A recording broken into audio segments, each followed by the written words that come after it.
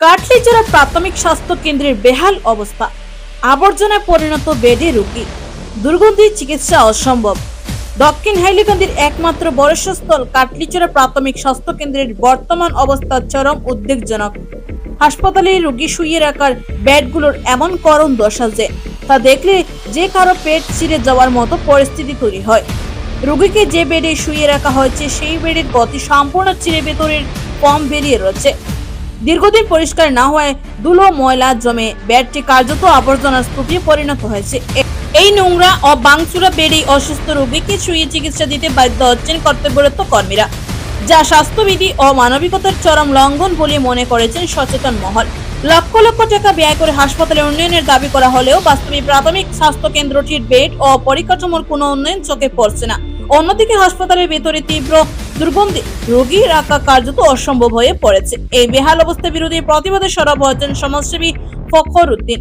তিনি বলেন, এমন অব্যবস্থাপনা রোগীর জীবনকে মারাত্মক ঝুঁকির মুখে ঠেলে দিচ্ছে।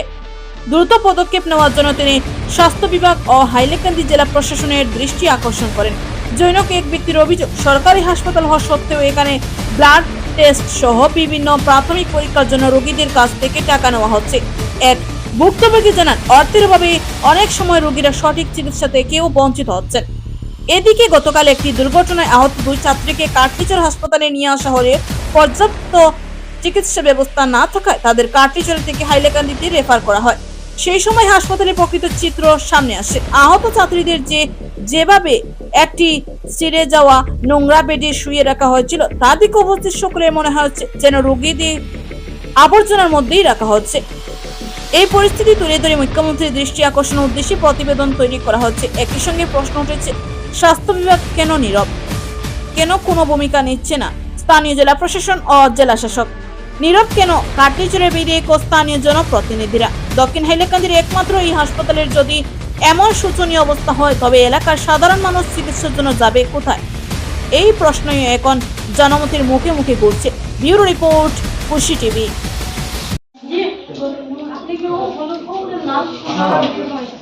একটা 1:30টার সময় একটা দুর্ঘটনা হয়েছে শাহবাদ বোয়ালিপাড়ের রাস্তার সম্মুখে।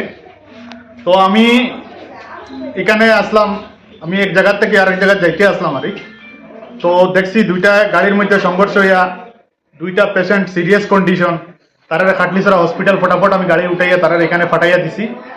তখন আইয়া না ডাক্তার পাইলাম না একজন নার্স পাইলাম, কিচ্ছু পাইলাম না। আমি রিকোয়েস্ট করতে লাগছে তারারে যে বাচ্চাগুলার কন্ডিশন সিরিয়াস আছে, আপনারা কাইন্ডলি ফটাফট স্যালাইন লাগান আর এটাকে রেফার দেন। যাই হোক, রিকোয়েস্ট করার পরে তারা বাচ্চারা মাত্র স্যালাইন লাগাইছে।